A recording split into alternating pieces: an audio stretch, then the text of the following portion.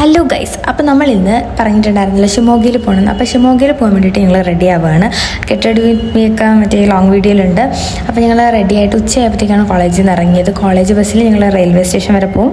Railway സ്റ്റേഷനിൽ നിന്നാണ് എനിക്ക് 3 മണിക്ക് ട്രെയിൻ.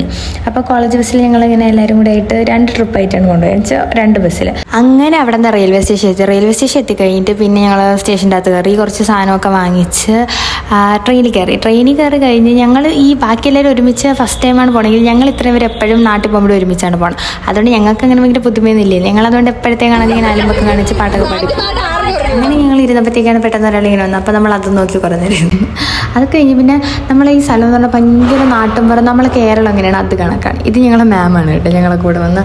പിന്നെ ഞങ്ങൾ ഷിമോഗ എത്തി. ഷിമോഗ ഭയങ്കര കാടാണെന്ന് പറഞ്ഞെങ്കിൽ പോലും ഞങ്ങൾ ചെന്ന് സിറ്റി ആയിരുന്നു. പക്ഷെ ഹോസ്റ്റലിൽ ചെന്നപ്പോൾ ഞങ്ങൾക്ക് മതിയായി. സ്പോട്ടിൽ തന്നെ തിരിച്ച് ഓടാൻ വേണ്ടിയിട്ടാണ് തോന്നുന്നത്. ഇത്രയും വൃത്തിയുടെ ഹോസ്റ്റല്.